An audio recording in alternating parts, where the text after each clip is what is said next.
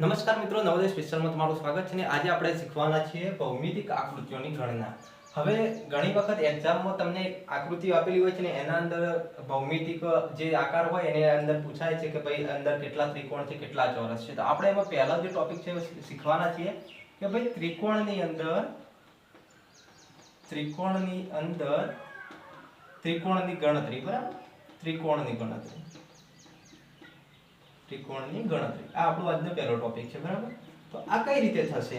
તો સૌથી પહેલા તમને આ રીતે એક ત્રિકોણ આપેલું હશે અને ધારો કે એમાં આ રીતે રેખાખંડ હશે, બરાબર?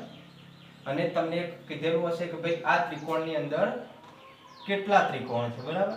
કેટલા ત્રિકોણ છે. તો હવે તમે આમાં તો આરામથી કહી દેશો કે સાહેબ 1 2, બરાબર? અને ધારો કે આ 1 2 3 મુખ્ય ત્રિકોણ છે, બરાબર? પણ આના માટે એક સરસ સિમ્પલ સૂત્ર છે કે જ્યારે આ રીતે રેખાખંડ વડે ત્રિકોણના બે ભાગ કરેલા હોય અને આ રીતે તમને જ્યારે સંખ્યા આપેલી હોય ત્યારે કુલ ત્રિકોણ તમારે જેટલા અંદર તમારા હોય એનો સરવાળો કરી દેવાનો. ધારો કે તમે જોઈ શકો છો કે હવે કુલ ત્રિકોણ બરાબર તમે શું કરશો કે કુલ ત્રિકોણ બરાબર તમારે ગણવાની બેસવું પડે સીધું 1 + 2 બરાબર કેટલા? કુલ ત્રિકોણ કેટલા થઈ જશે? 3, બરાબર? આ જ રીતે ધારો કે એવી જ રીતે કોઈ ત્રિકોણ છે એમાં વધારે પડતા ત્રિકોણ આપેલા છે તો અંદર જેટલા રેખાખંડ આપેલા છે એનાથી બનતા ત્રિકોણ છે એનો સરવાળો કરી દો. ધારો કે તમને એક ત્રિકોણ આ રીતે આપેલું છે. હવે તમે જોઈ શકો કે અંદર કેટલા ત્રિકોણ થાય તો કે 1 2 3 4 ને 5, બરાબર? હવે તમે શું કરશો કે આ ત્રિકોણ શોધવા માટે ડાયરેક્ટ તમે ગણવાની બેસો કે ભાઈ સાહેબ આનું આ 1 થયું, આટલાથી આ 1 થઈ ગયું, પછી એક આખું મોટું તો કે સાહેબ આ 2 થઈ ગયું. એ રીતે નહીં, ડાયરેક્ટ સૂત્ર છે કે ત્રિકોણનો સરવાળો કરી દો સીધો. આપેલ ત્રિકોણનો સરવાળો એટલે તમને કુલ ત્રિકોણ મળી જશે. ધારો કે આપેલ ત્રિકોણનો સરવાળો કેટલો થાય તો કે સાહેબ 1 + 2 + 3 + 4 + 5, બરાબર? તો કેટલો થશે તો કે 5 ને 4 9, 9 ને 3 12, 12 ને 2 14 ને 1 15. તો કુલ કેટલા ત્રિકોણ થઈ ગયા તો સાહેબ કે 15 ત્રિકોણ, બરાબર? આ થઈ ગયું એક ત્રિકોણની વસ્તુ, બરાબર? કે જ્યારે આ રીતે ત્રિકોણમાં તમને રેખાખંડ લંબ આપેલો હોય ને તમને એમાં વિભાજિત થતા હોય તો હવે ધારો કે તમારી પાસે બીજી એક રીત છે ત્રિકોણમાં કે તમને સાહેબ આ રીતે ત્રિકોણ આપ્યું છે, એમાં સાહેબ આ રીતે આપ્યું છે, બરાબર? તો આમાં કેટલા ત્રિકોણ થશે સાહેબ, બરાબર? તો આમાં તમારે શું છે કે જેટલા રેખાખંડ છે એટલા તમને ત્રિકોણ જોવા મળશે. ધારો કે અમે સમાંતર જેટલી સમાંતર રેખાઓ છે એટલા તમને ત્રિકોણ જોવા મળશે. ધારો કે તમને અહીંયા સમાંતર રેખાઓ કેટલી જોવા મળે છે? 1 અને 2. તો આની અંદર કુલ ત્રિકોણની સંખ્યા કેટલી થશે તો કે સાહેબ 2 થશે, બરાબર? હવે એવી રીતે ધારી લો કે તમારી પાસે આ રીતનો ત્રિકોણ છે અને એમાં સમાંતર રેખાઓ છે એ આ રીતે તમને આપેલી છે. હવે તમને કોઈ પૂછે કે સાહેબ આમાં કુલ ત્રિકોણ કેટલા, બરાબર? કુલ ત્રિકોણની વાત આવે તો તમારે જ્યારે સમાંતર દોરેલી હોય ત્રિકોણની રેખાઓ તમારે શું કરવાનું કે તમારે જે સમાંતર રેખાઓ છે ગણી દેવાની કે કેટલી છે તો કે 1 2 3 4 ને 5. તો સાહેબ આમાં કુલ ત્રિકોણ કેટલા થશે તો કે સાહેબ 5 કુલ ત્રિકોણ થશે, બરાબર? કુલ ત્રિકોણ કેટલા થશે? 5, બરાબર? આ બે વસ્તુ થઈ ગઈ. હવે એક ત્રીજી વસ્તુ આવે છે, બરાબર? એ વસ્તુ આપણે ધ્યાનથી જોઈએ. તો ત્રીજી વસ્તુ એવી આવે છે કે સાહેબ બોક્સમાં ત્રિકોણ આપેલા હોય. હવે આપણે આ બે વસ્તુ થઈ ગઈ. આના આધારે કોઈ બી ક્વેશ્ચન આવશે તો તમને લગભગ હવે કોઈ તકલીફ નહીં પડે કે તમને આવું ક્વેશ્ચન દેખાશે, આવું ક્વેશ્ચન દેખાશે કે આવું ક્વેશ્ચન દેખાશે તો તમને આ સૂત્ર કે આપેલ ત્રિકોણનો સરવાળો કરતો એટલે સાહેબ રેખાખંડ વડે જેટલા ત્રિકોણ હોય એટલા મળી જાય.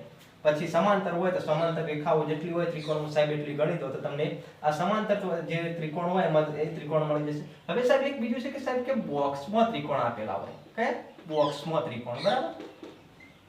તો આપણે બોક્સમાં ત્રિકોણની ગણતરી કઈ રીતના ગણવી, બરાબર? તો આપણે ચાલો હવે એ કરીએ કે સાહેબ બોક્સમાં ત્રિકોણ કઈ રીતે ગણવા, બરાબર? તો સૌથી પહેલા હું તમારા માટે એક બોક્સ દોરી લઉં. બોક્સ દોરી દઈએ આપણે, બરાબર?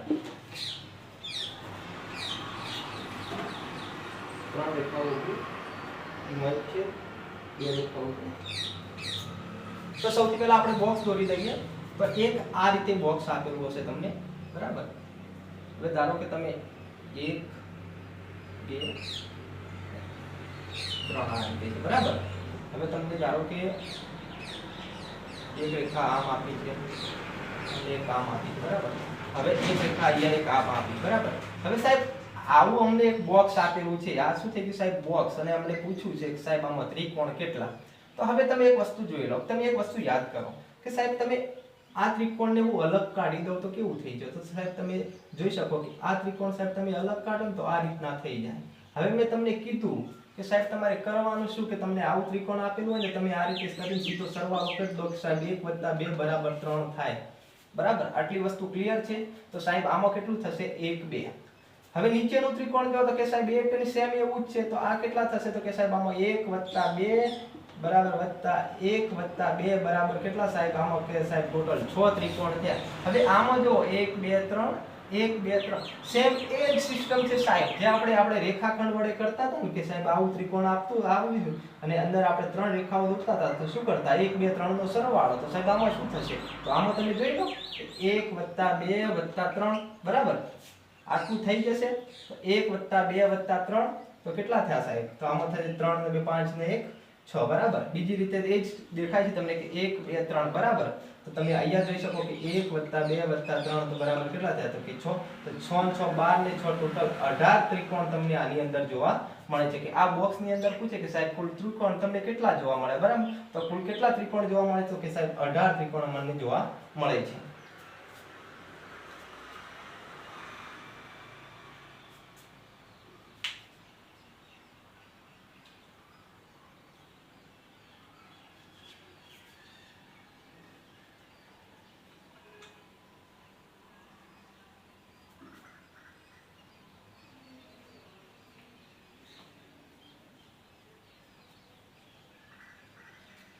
હવે સાહેબ બોક્સમાં ત્રિકોણ થઈ ગયા, પણ હવે ત્રિકોણની અંદર નાના ત્રિકોણ બીજા સાહેબ ગોઠવેલા છે, તો અમારે શું કરવું? સાહેબ ત્રિકોણની અંદર ત્રિકોણ, ધારો કે તમને આ રીતે એક ત્રિકોણ આપેલું છે બરાબર. હવે ધારો કે તમને સાહેબ આ રીતના એક ત્રિકોણ આપ્યું, બીજું એક ત્રિકોણ છે સાહેબ આ રીતે આપ્યું છે, બીજું એક ત્રિકોણ આ રીતે આપ્યું છે. હવે કે સાહેબ આવું ત્રિકોણ હોય તમારે શું કરવું? આ તો સાહેબ અમે ભણ્યા જ નથી. તો હવે આમાં શું કરવાનું કે તમારે જોઈ લો કે સાહેબ અંદર કુલ કેટલા ત્રિકોણ આપ્યા છે? તો કુલ સાહેબ કે 4 ત્રિકોણ આપ્યા છે. તો ત્રિકોણની સંખ્યા વત્તા 1 કરી દો. ત્રિકોણની સંખ્યા વત્તા +1 એટલે તમને ત્રિકોણ મળી જશે. તો સાહેબ 4 + 1 એટલે કે આપણા કુલ ત્રિકોણ કેટલા થઈ ગયા? 5 બરાબર. આટલી વસ્તુમાં તમને ખબર પડી જાય. તમે શીખ્યા કે સાહેબ ત્રિકોણમાં ત્રિકોણ, જો તમે કેટલી વસ્તુ શીખ્યા કે સાહેબ આ ત્રિકોણમાં આ રીતે ત્રિકોણ હોય તો કઈ રીતના કરવું? સાહેબ 1 + 2 આપેલ ત્રિકોણનો સરવાળો બરાબર. રેખાખંડ શીખ્યા કે સાહેબ હવે સમાંતર શીખ્યા, તો અંદર સમાંતર રેખાઓ હોય એટલે તમારા ત્રિકોણ. તો આપણે કેટલા થઈ ગયા કે સાહેબ 3 રેખાઓ છે, તો આપણા કેટલા? 3 ત્રિકોણ થઈ ગયા. ઓકે. હવે તમે બીજું શીખ્યા કે સાહેબ બોક્સમાં ત્રિકોણ હોય તમારે શું કરવું? તે પણ શીખી ગયા. હવે આ રીતે ત્રિકોણ આપેલા હોય તો તમારે શું કરવું? કે અંદર ત્રિકોણ હોય ટોટલ સરવાળો એક કરી નાખો. સાહેબ એક ત્રિકોણ આ થઈ ગયું, આ બીજું ત્રિકોણ થઈ ગયું, આ ત્રીજું ત્રિકોણ થઈ ગયું, આ ચોથું ત્રિકોણ થઈ ગયું, એક મોટું ત્રિકોણ. એટલે આપણે અંદર ત્રિકોણ ગણી સીધા +1 કરી દઈએ બરાબર. આટલા સુધી દરેકને ખબર પડી ગઈ. હવે એક નવું આવશે બરાબર. આ બધું પતી ગયા પછી એક સુંદર મસ્ત આવશે. આટલા સુધી આપણે શીખ્યા, શું શીખ્યા? આ ભાગ શીખ્યા તો આપણો પાર્ટ 1 ત્રિકોણમાં ત્રિકોણ હતા. આ શું હતું બધું? ત્રિકોણમાં ત્રિકોણ. એક બોક્સમાં ત્રિકોણ પણ જોયું આપણે કે ભાઈ સાહેબ બોક્સમાં ત્રિકોણ હોય તો શું કરવું એ પણ જોયું. પણ બોક્સમાં ત્રિકોણ હશે ને સાહેબ તમને 4 સિસ્ટમ શીખ્યા ને એમાંથી જ આપશે. બોક્સમાં ત્રિકોણ અલગ સિસ્ટમથી નહીં આપે, કે તો સમાંતર રીતે આપશે કે તો ઊભા રેખાખંડથી આપશે બરાબર. કે તો એક બોક્સ દોરીને આપણે હાલ દર્શાવે કે આ રીતે સાહેબ તમને અલગ અલગ ત્રિકોણ અંદર દર્શાવેલા હશે બરાબર. હવે ત્રિકોણમાં હવે સાહેબ ત્રીજું આવશે ને મોસ્ટ આઈએમપી છે કે સાહેબ ચોરસમાં ત્રિકોણ. હવે તમારે શું શીખવાનું છે? ચોરસમાં ત્રિકોણ. સાહેબ ચોરસમાં ત્રિકોણ કઈ રીતના આપેલા હોય અને ચોરસમાં ત્રિકોણ આપ્યા હોય તો સરવાળો અમારે જવાબ કઈ રીતે લાવવો કે એની કેલ્ક્યુલેશન કઈ રીતના કરવી કે સૂત્ર કયું હશે? તો ચાલો આપણે આજે ચોરસમાં ત્રિકોણ શીખીએ બરાબર.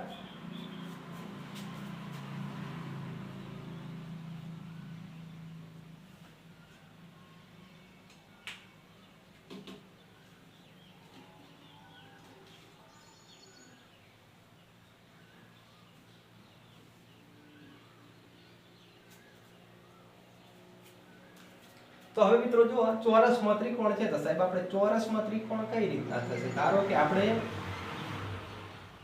આ આપણું એક ચોરસ થઈ ગયું. હવે એમાં આપણે ત્રિકોણ દોરવા છે બરાબર. તો આ તમે જુઓ કે ત્રિકોણ થઈ ગયા. આ આપણે બિંદુ બરાબર છે ને એ આપણે જોવાનું નહીં બરાબર. આના માટે સાહેબ સૂત્ર શું છે? જો આવું ચોરસમાં જ્યારે તમને ત્રિકોણ આપેલું હોય તો ત્યારે શું કરવાનું? તમારે અંદરલે આ ત્રિકોણ ગણી દેવાના. પહેલા સિસ્ટમ આ જ યાદ રાખવાની કે 3 4 5 છે બરાબર. હવે ચોરસમાં ત્રિકોણ હોય એટલે એના માટે એક સૂત્ર છે કે સાહેબ ચોરસમાં ત્રિકોણ બરાબર ત્રિકોણનો છેલ્લો ક્રમ, ત્રિકોણનો છેલ્લો ક્રમ મલ્ટીપ્લાય વડે 2 એટલે કે સાહેબ અહીંયા કેટલા છે તો કે સાહેબ 6 ગુણ્યા 2 એટલે આપણને ટોટલ ત્રિકોણ મળી જાય સાહેબ 12 બરાબર.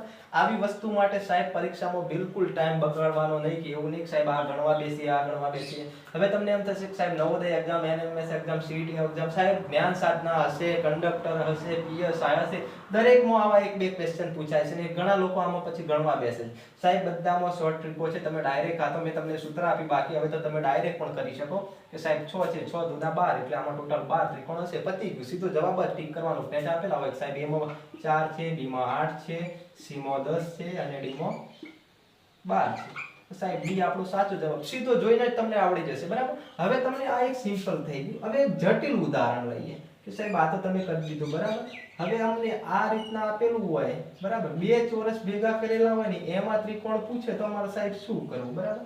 લો ફેર ઊભા થઈ ગયા બરાબર. આવું હોય તો તમારે શું કરવું. હવે જો નિયમ તો તમારે આનો આજ લાગુ પડશે પણ એક વસ્તુ વધારાની એડ થશે બરાબર. 6 અહીંયા છે 1 2 3 4 5 6 બરાબર. 6 અહીંયા પણ છે બરાબર. હવે તમે જુઓ કે અહીંયા થશે શું તો ધારો કે અહીંયા કેટલા થશે સાહેબ 6 છે તો 6 દુના 12 થશે બરાબર. પહેલા તો વસ્તુ કે 12 આમોય થશે ને 12 આમોય થશે બરાબર.